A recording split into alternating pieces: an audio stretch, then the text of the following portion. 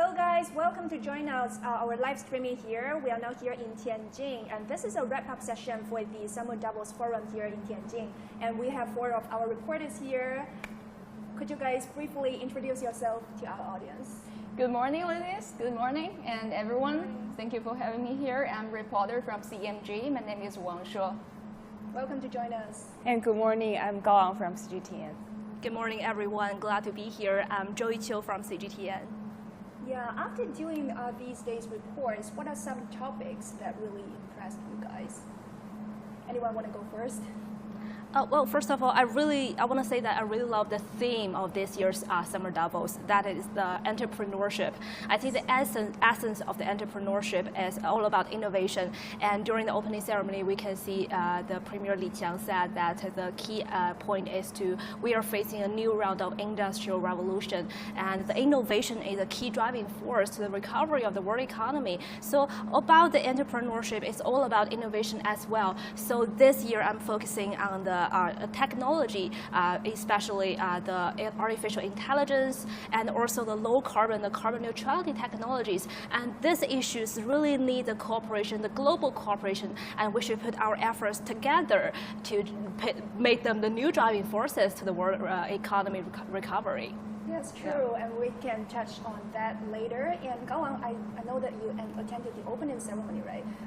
Yiqiu just said Li Qiang's speech. Yeah, could you share with us more details? I think it's really a very busy day for me at the opening ceremony. So. We did like a package wrapping up the ceremony with the lives for Beijing, and then first one we did one on preview of the opening ceremony, and then one to wrap the Premier's keynote speech. So I think he mentioned that we should cherish communication as well as exchanges, and also solidarity, and then peace and stability, which are, I believe, very key topics for the world, for Asia, for China.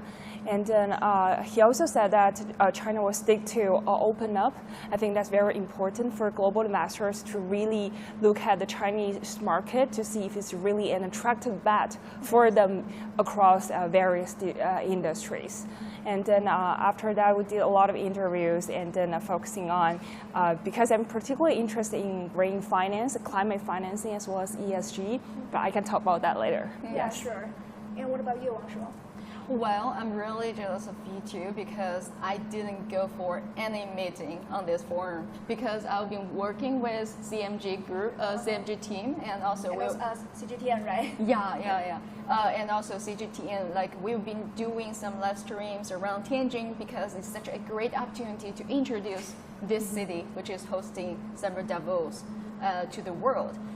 So I'm really looking forward to hearing more from you two, because I'd love to know what is the really impressive topics from this forum, and also we can share a little bit of Tianjin, which the city is so unique and lovely. Yes, she's an expert in Tianjin, everything about Tianjin. Let's just ask her. I'm actually jealous too, because I don't really have time to go around. Yeah, we can share this. Yes. If there's one word you can have to, like, or one scenic spot, or one thing you can recommend to the world about Tianjin, which one would you prefer most? Well, what kind of, like, you want a location or one? Yeah, whatever. Like, what do you come to your mind first? Like, if we really want to get to know the city. What's your favorite food? Just a simple question. Well, if I name one place, go to Haihe River in Tianjin. Yes, I really love that place. Go, it's so nice. Haihe River. Playing guitar at night and just so enjoyable. Well, Tianjin is not only one city who has such a river in the city, but Haihe River somehow is so unique. It's crossing the whole city center, and it's also bringing a lot of lifestyles together around the whole area, the river area. And also Tianjin is a city originally started from this river, because people are doing shipping and trading, and so it starts from this dock or the harbor. And also Tianjin is the only one city I've been to in China who, we could so close to the river. We could actually just walk next to the river. The whole really wild walk side is pretty and nice. You can easily sit on the stairs, and you're like, if you want, you can put your feet in the river. Okay, put your feet in the river. That's how close it is. Do people fish there? No. Sometimes they do. Oh, really? Not I see subjective. some people fish there. But it's not really a lot. At least not in the city center, because it's not a 100% safe. I hope I have a chance to visit the river. I do you think guys- you mentioned a very good point. Yes. It is at the first place the center for trade.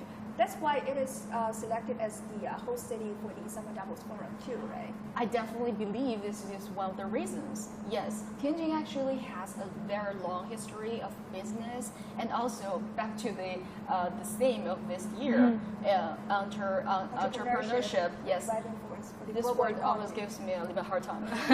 Entrepreneurship is actually very. How to say that? Like Tianjin is such a city that we could talk so many history stories for this topic, and also we are still working on building up a better environment for all the entrepreneurs. Yeah, and so talking about the history, Tianjin, there was no city here at all, but because we have the river, and the river is connected with the ocean. So think about this. It's so easy to go from the inner side of China, like the main line, and then we go through here and to the ocean, and we are connected with the world. And Tianjin is this key door. Yes. Speaking of, Yeah, sorry. I just saw, I spoke to the vice chairman of NASDAQ yesterday, and we had an interview on China's market, economic outlook, as well as NASDAQ's role to really bridging investors in China with the world. And he said that he loves the theme of entrepreneurship because there are over, I believe, more than 200 Chinese companies listed on NASDAQ. They're very pioneering in different industries. So he was like, it's a great platform for Chinese companies to go public and then really meet with investors in the U.S. and also globally. So he also, it's very interesting because he also spoke about that he wanted China-U.S. could cooperate in a way to together lift up the global economy. So I think that's also another theme that no matter in the keynote speech or the forum that we have been seeing is that people do want to cooperate with each other to create more opportunities. Yes, that's really true. Because I also talked to some guests yesterday about entrepreneurship, and the common thing that, just like you mentioned, they agreed is that to cooperate together amid this changing environment. Because the GDP growth rate of the world, just predicted by the World Bank, is like the slowest one since like 2020 something. I forget that exact number. But yeah, they said that it's just,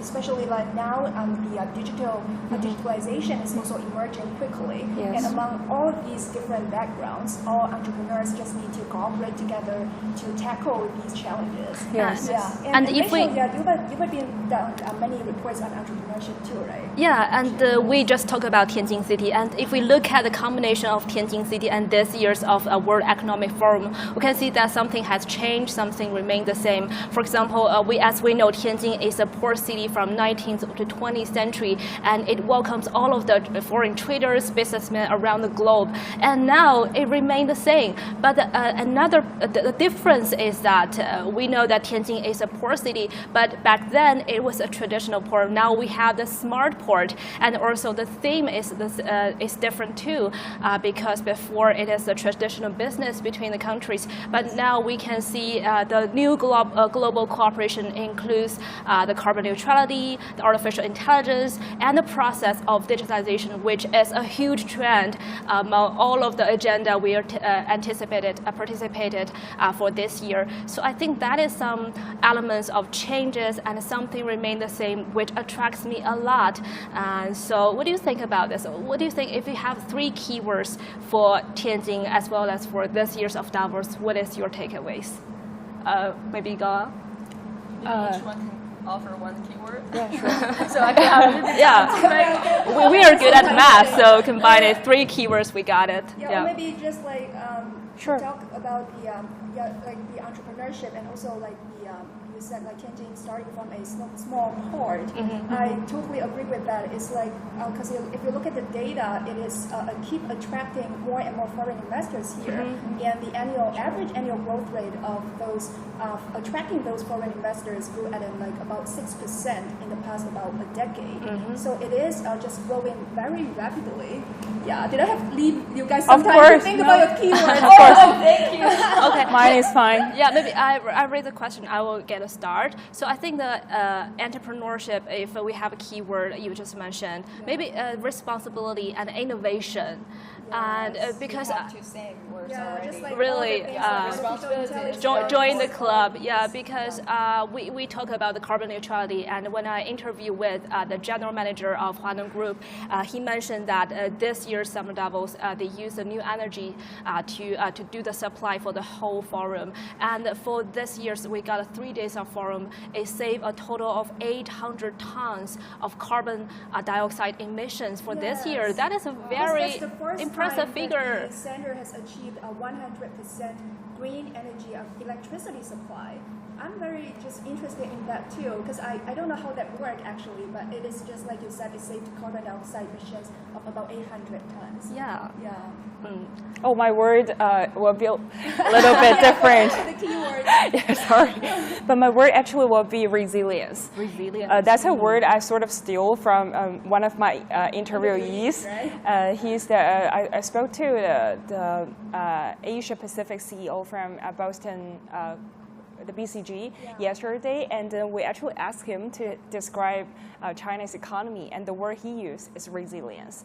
So we've been seeing like difficult times, and we've been through, like Premier Li said, the very the communication difficulties in the past 3 years. But now, as China reopens, I think there's a lot of great opportunities. But we're still seeing the resilience of supply chain, industrial chains, and then the market is opening up with abundant of opportunities actually for investors, I guess. Yes. And you just mentioned that the IMF used to predict that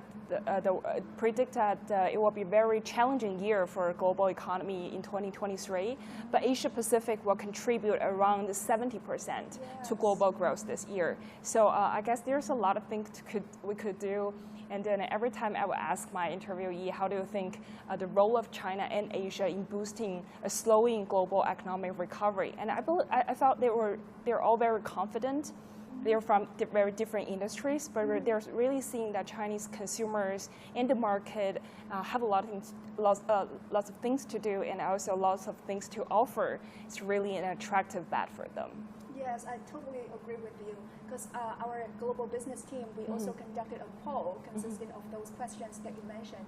And those foreign investors that we asked them, about 80% of them said they would expand their Chinese market in the following 3 to 5 years. And about 90% of them said they are just pretty much very optimistic about the prospect of the Chinese market.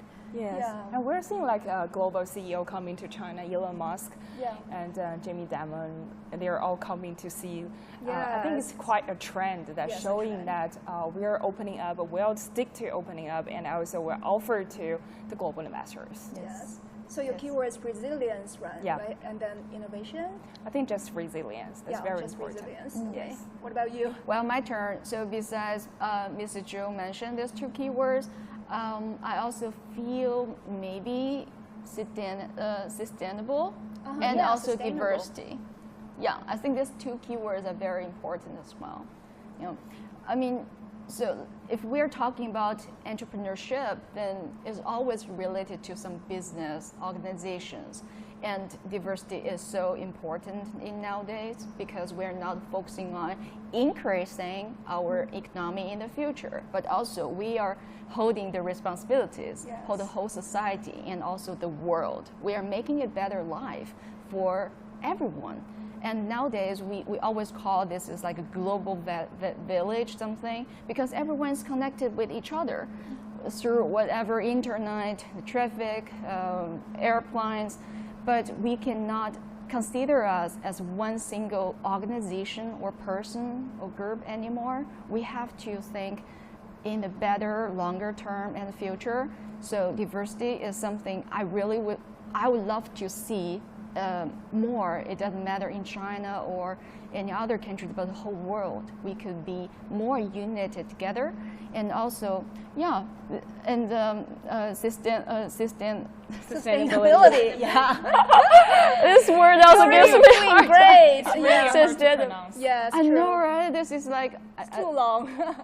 Anyway, sustainability is also very important. I mean, this I don't need to explain too much because we are relying on living on our lovely home, Earth, and we need to protect her as much as we could. Yeah.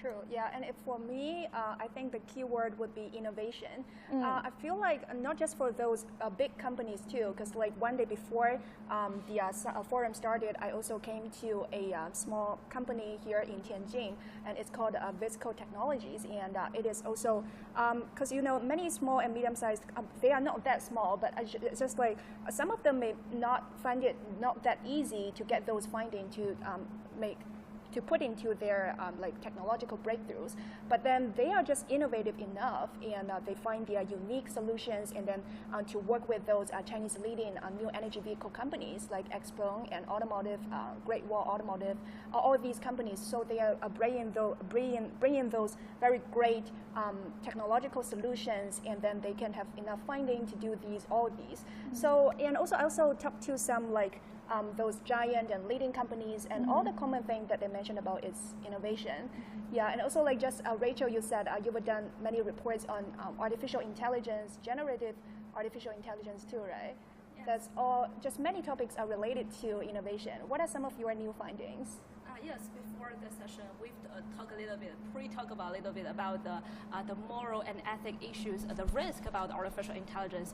And for me, there's a key issue is about how to balance the risk and the development of the generative artificial intelligence. But because now, from my perspective, I think this round of the technological breakthroughs of artificial intelligence is not just a trend. It's a new round of the industrial revolution, which can bring tons of opportunities, and especially we are facing the digitalization. That is a huge trend, and we can use this technological breakthroughs to empower the process of the transformation of the digitalization. So that is my point. And of course, I want to add another element, another keyword is confidence, because this year I talked to the foreign minister of the Sri Lanka, and he said we are getting tired of only one big player in the world, and I mean, we should boost the technological cooperations between China and Sri Lanka and other countries. So I think the artificial intelligence is a really good cutting point to boost the global cooperation, and we should build a global framework to set some basic principles and guidelines to reduce the risk of artificial intelligence. And for me, I think that artificial intelligence is just like a co-pilot. If we talk about the safety issues, we should let the people to drive it instead of let artificial intelligence to drive it for us. And I think that is the takeaways from the artificial intelligence and the global cooperation on that aspect. Yeah, what do you think? And do you think that you will be replaced by artificial intelligence in the future? I think that is a question everybody wants to ask. But I don't think. I hope so. Just they don't replace us. Have you guys ever worried about this before? Not really. Not really. I was seriously thinking about this before, like way before our conversation right now, and I saw this a little bit. Well, it depends on the movies, you know, like all of the stories, of course, it could be very scary, but I'm always using such a generative AI as a tool. Yeah, it's true. It's so helpful, but it's really efficient, right? If you want to edit something. Efficient. This is what I want to say. It's very efficient, but somehow, maybe I'm a reporter, I don't know. I love asking questions. I also question a lot of things. So when I'm searching for something, or I love to know something from this, such as ChatGPT or the other generative AI, I got the information. It took such a short time, but I need to recheck everything over again. It didn't save too much time eventually, but it's still a very good tool. I think it's the future. It's definitely the future we should work on, and will help us a lot. But I don't think it's so, like how could we be replaced? the human's thinking and our human brain starts thinking is such a charming thing. Is like is helping the whole society to, to be us. We are human, and I think we should be confident of something that maybe the AI cannot replace. Yes, and I want to echo you or your coach that I think the thing that makes us human, I think the reason why we are on the top of the food chain is because the evolution is not only about ourselves, but also about the human beings can use tools. And I think ChatGPT and other large language models just, emerging are one of the greatest tools ever invented by human beings. And there's another point that it is human beings who give the prompts. So the prompt is like the instructor you give to the ChatGPT and other large language models and other artificial intelligence. So I think humans should be the main drivers, and the artificial should be the co-pilot to make us to boost the production efficiency by artificial intelligence instead of to replace us. I personally use ChatGPT a lot through my work, and I found it greatly boost the efficiency for our work. So I think that is my advice. Yeah, just like both of you guys mentioned, because we use like ChatGPT a lot, we may have uploaded many documents there. So here comes a new question there, is the regulation for the artificial intelligence. Like recently, including Elon Musk and many like scientific experts, they all signed an agreement for the to boost and to promote the regulation, also like the legal implementation of those regulations for the AI sector. Have you guys talked to your interviewees about like AI regulation or these topics? What do you think? I mean, personally, I want to talk about it in two perspectives. Personally, I recently read a research paper by Microsoft Research Institute. It has a really long academic paper, about 55 pages, and it talks mainly about what is artificial intelligence, the GPT-4, is capable of, and about 155 pages all about that. But at the last paragraph, it said that the reason we talk about what is ability instead of we talk about the mechanism and the reason why it can do that, because the creator themselves don't know. They don't know the mechanism behind why the GPT-4 is capable of so many things, including generating content and also to do some math problems. And you've said that the ideas and inspirations by human beings, they are very charming because we are connected by the neural links. I'm more than in emotional tap. I have no knowledge about this technology actually. A little bit knowledge, very basic. Yeah, but artificial intelligence are inspired by the neural links as well. So that is another very charming thing. And about I raised a question to the interviews just you mentioned, and they talk about how to build a reliable, secure large language model is very key. So there's a very interesting point when I interviewed Zhou Hongyi, the founder of 360 Group. He said that maybe the vertical artificial intelligence large language model is the China's opportunity because it doesn't need tons of the data, and also it can put the data inside of the companies and the governments so that it can secure the data. And data is like the key production element factor during this round of industrial revolution, and also a key asset to a lot of you guys, including the companies, to B2C, all of them. So I think that is one solution to solve the problem of artificial intelligence, especially to the data privacy and data safety. Yes, I'm just very looking forward to seeing more these types of regulations that can help us like better use of those artificial intelligence as a tool to make us live a better life. And also, Gang, you have done many reports on the ESG sector, right? Yeah, I have one thing more too. Yeah. I think AI also create a lot of jobs. That's like is in terms of employment. So instead of worrying they may replace some, we can also focus on the side that they may also create some at the meantime. Yes. And then, as you mentioned the question, so I think I'm very interested in climate financing, green finance, as well as ESG, the environmental, social, and governmental investment concept. I took a lesson when I was in Northwestern. We went to the same graduate school with Zhu. So they were talking about how, like, when you make an investment, you try to evaluate the company's environmental, social, and governmental standards and try to rate them, decide how much you want to put in. And this time, I also talked to people from BCG and also CEIBS, the business school, and also a solar panel company, a very leading one. It's called Jinko Solar. They're, the vice president told me that 1 of 8 solar panels on the world is produced by them, so it's quite leading. And then I think ESG represents a center of investment. Concept was first in EU and in US, but now it's really booming in China and Asia. So there's a very interesting misunderstanding about ESG, that is, ESG is only about doing good instead of yielding real profits. But this is actually quite a misunderstanding, because if you want to do well, you have to do good. Like, you have to be good at environment. You have to promote gender equality at your company. You have to resume your social responsibility at your company. Then you will get something like a higher rate in their sort of like a rating system, ESG standard. So you attract more investors. And also, like, it's very interesting because ESG is sort of long-term thing.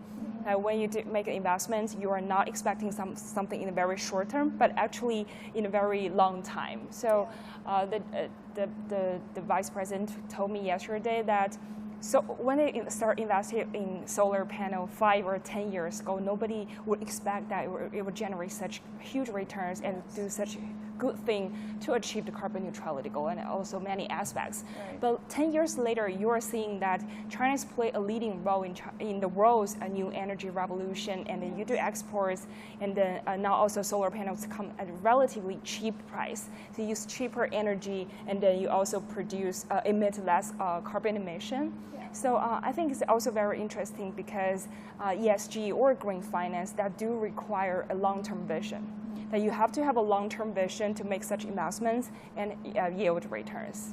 Yeah, just like you mentioned, sustainability. Yes, right? Yes. And also based on your reports, you mentioned about European companies. So how do you see the cooperation model between those European companies and our Chinese companies? You mean in which industry? Yeah, in the ESG sector. Are they offering, most of them are offering those more high-end technologies, or?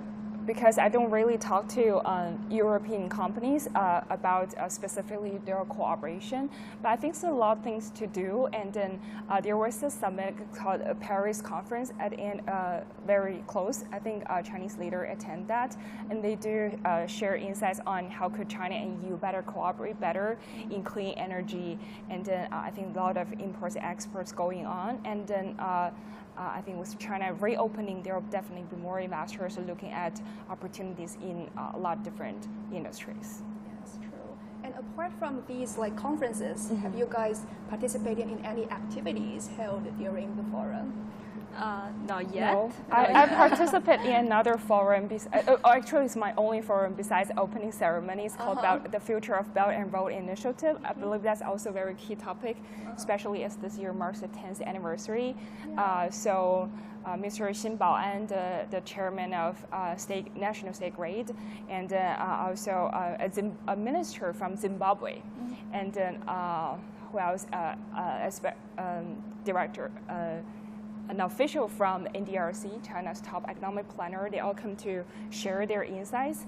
And I think they all believe that the Belt and Road Initiative actually bring a lot of cooperation in infrastructure, trade, investment, as well as green technology.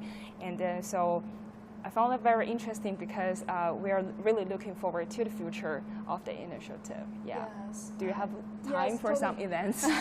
We are just also doing our works like live streaming, right? The drinking in the media corner count. I heard about they have Tai Chi, right? Yes, I really want to join that. I actually came there at like 6 in the morning, and then but it's not allowed for media people to go into to play those Tai Chi. Yep, I think that's a very interesting topic too. Like because Jack Ma just said that he has been practicing Tai Chi for more than a decade, just like how he practiced his English is on a daily basis. Yeah, I think that also like helps people for their mind meditation, and also I'm just very interested in how they like mix them together, like mind meditation and the way how you do business. Like here in China, they talked about like yin yang, inhale, exhale. Yeah, I think they're just similar rules. I think people do care about more about health after COVID. Like there are many like health related because many topics industries on the were agenda. really impacted. Even by me, I those. started drinking hot water. Oh really? Does it help? Yeah, does it I help? really think it helps. Really? Yeah, listen to your moms. Listen to your mother. Yeah. Yes. And talk about Tai Chi, I think there's a similarity between, do you think that there's a similarity between Tai Chi and meditation? Yes. So there's a lot of similarity and connections between different spiritual, physical practice from China and also around the world. And talking about Tai Chi, it reminds me another thing. It's about the combination of the Chinese civilization and culture with now the pace of this modern world. Yes. And it reminds me of a case that recently I did some little experiment for fun, just for fun. I use artificial intelligence to train. I kind of feed my GPT-4 with a whole book of the codes from Confucius, and then the GPT-4 can kind of revive Confucius back, and I can use artificial intelligence like a time machine to talk about Confucius and talk with him about the modern issues such as how does he think about the gun issues in the United States, which doesn't exist back in his time, but now he can use the codes and his ideas based on Confucius himself to talk with me, and I also can seek advice from Confucius, the AI Confucius, about how can I, to get along with my friends, get along with my work, and he can also give me some feedbacks as well. Yeah, what's the most interesting Q&A that's now in your mind, like from the AI Confucius? Well, I think for me the most important, the most interesting thing about is when I ask him about how does he think of the chip restriction from United States to China, and he said that that harmony is the most important thing coded from Confucius, and also Put it from myself. and the cooperation can foster the innovation. Cooperation can foster the benefits, and if we compete fiercely with each other, it will lead to another uncertainties and unsure, and that is not good. So I think he used these codes from Confucius to talk about the recent issues, and that is really, really inspiring. And also another issue is about the gunshot, the gun act in the United States. He said that the leader is very key. So leaders should drive the motivation and to drive to put some driving forces to this act, so that it can bring harmony and peace to the people. I mean, it's from 2,500 years ago, and he still can comment to our latest issues.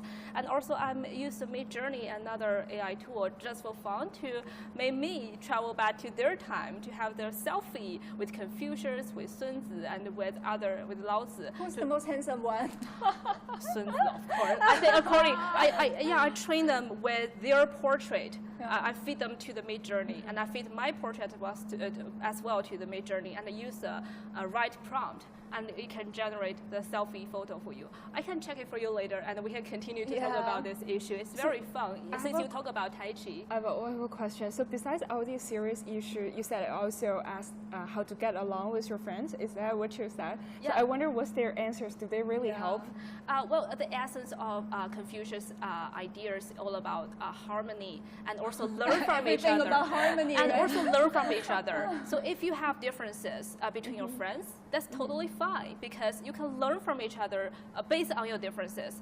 And it also said that everything is the same from the universe. So from the essence of it, we talk about the essence of Tai Chi and the spiritual practice of meditation. They all have the fundamental logics. So if you have differences, just put it aside. You can get along with each other as well. And that works and can also practice in the nowadays, because we are participating in the Summer Davos. Nowadays in our international affairs and the global cooperations, it also can work as well, I think. Wow, Yeah. this philosophy really works for thousands of years. Yeah. So you're asking him to use Confucius thoughts to answer your question. Yes, I give it the prompt, and firstly I feed the whole book of the Confucius codes to the GPT-4, and then I give the prompt about.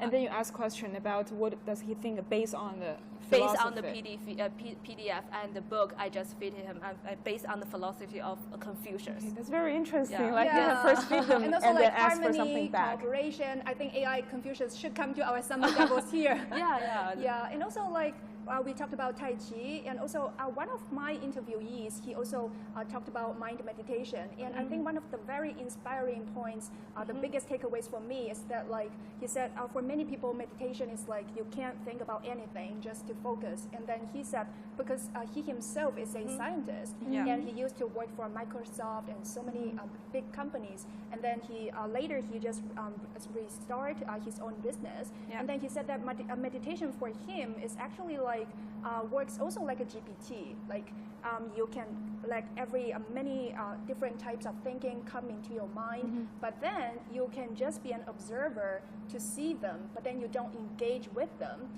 And then, how's it like a ChatGPT? I think ChatGPT more like you ask him question, he give you answers. Yeah, But if, he also mentioned that because he's a scientist and he can code those ChatGPT thing. And then he said the equation for those GPT is that for those model that requires learning, that they would put that on one side, and then other things that really doesn't matter that much, they would just put those at the other side. So they said that it's a similar rule for those meditation. Like so you have to clear your mind and then only think about those things that really matter, and then for others, just let them go.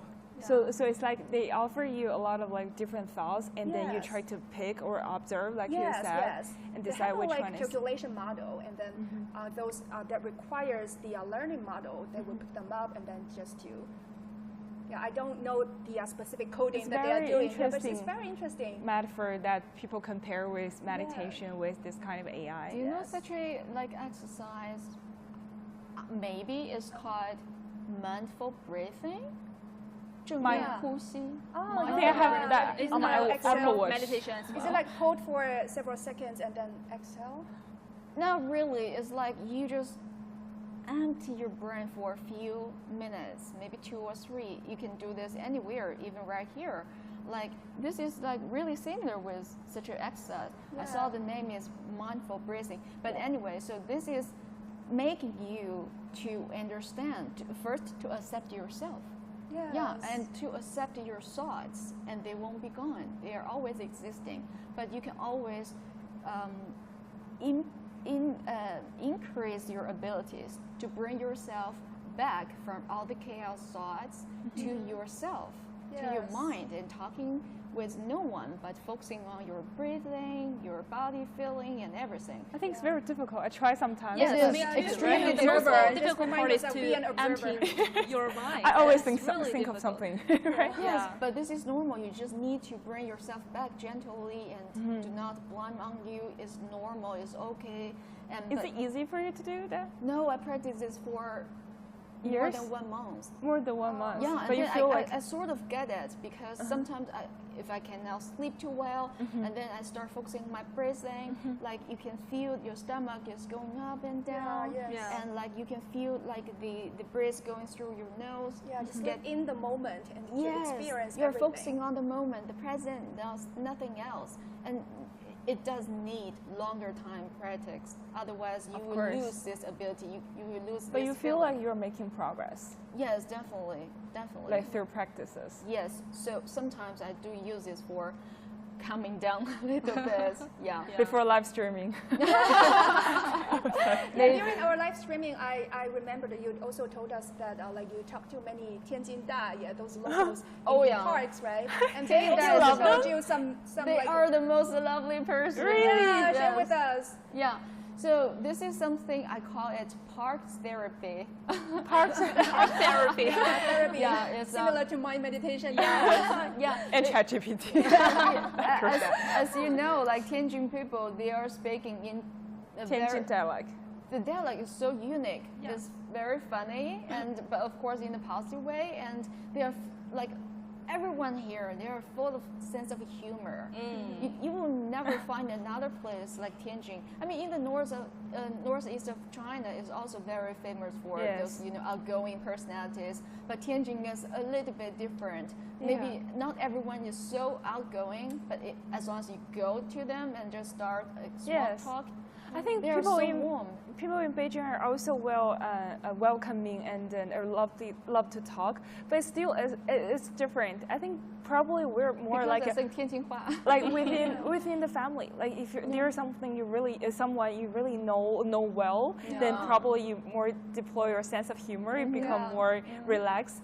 But here is like you meet people on street, and I've seen many videos showing that people are trying to do some very dangerous behaviors, and the policemen are trying to persuade them to like continue with their life. Are you talking about this? Yes. Listen to Baba.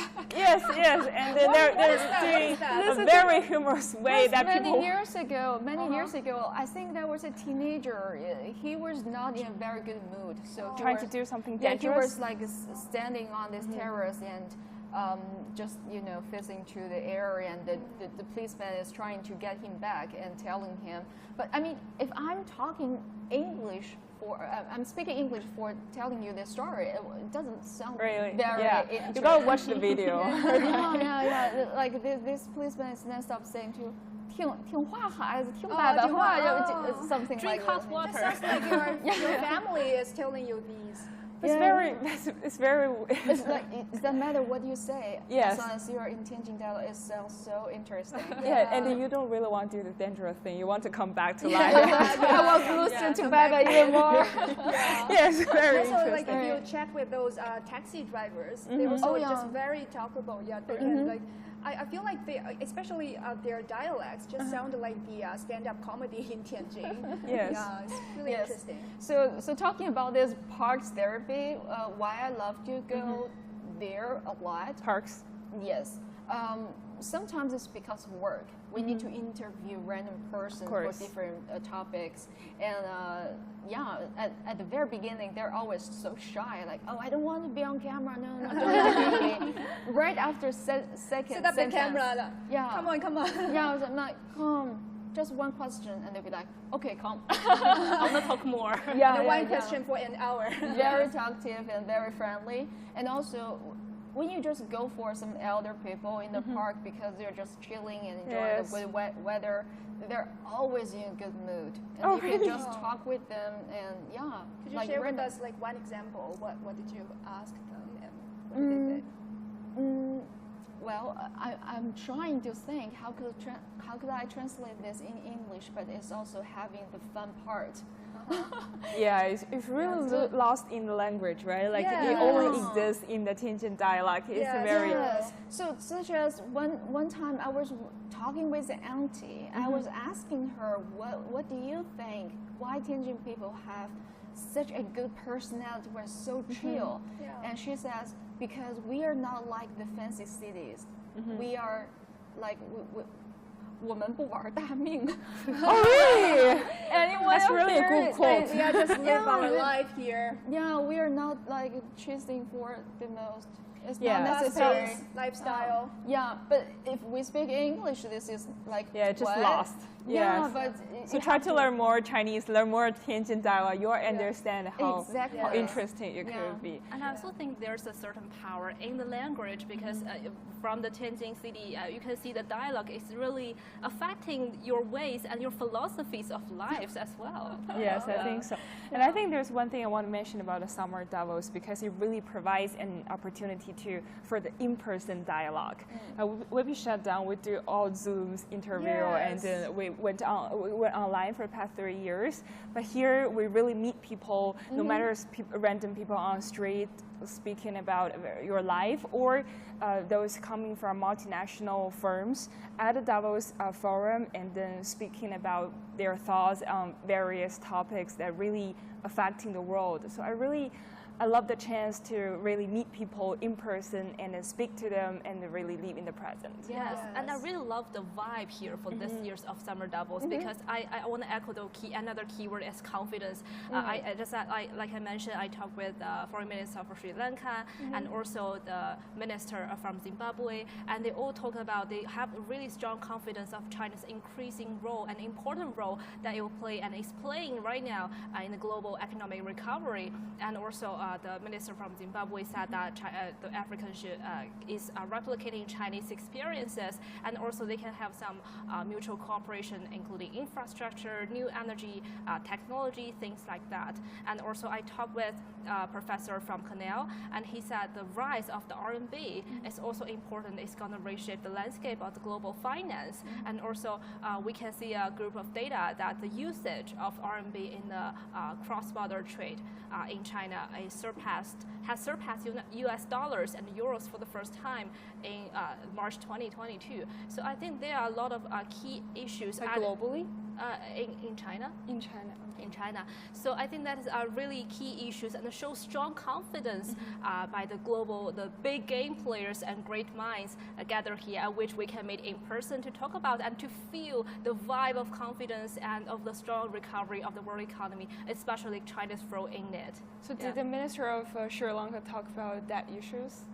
Like Yes. the debt crisis? What, correct? Debt crisis. no, Like how can they better...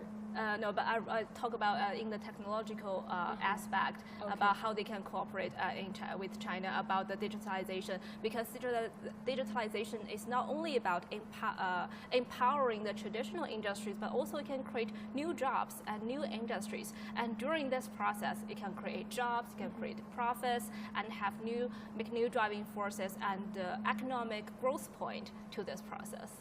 Yeah. Yeah, and especially like those countries that you mentioned, some of them are less developed, and in those countries, maybe electricity is still a problem. So if they work with many Chinese giant companies to help them build those infrastructure and also many other things, they can form a very good cooperation model to make it sustainable. Yes. Yeah, and also just like Gaolang mentioned, this city, after about 5 years, it finally rehosts these summer forums. Yeah, we just really treasure the opportunity to. Is this talk your to first people. time to Davos? Yeah, it's a second time for you, right? Yes, this is the second time. Second What's the time. But also in difference Tianjin. compared with the last one that you attended here?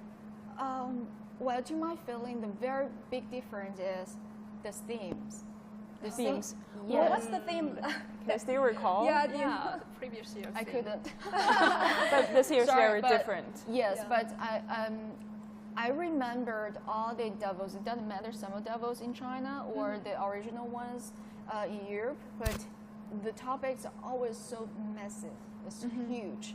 But this time, I'm really happy to see such a theme that we are focusing on people and focusing on something very precise, but also it's such a huge background and a lot of related things we could talk about.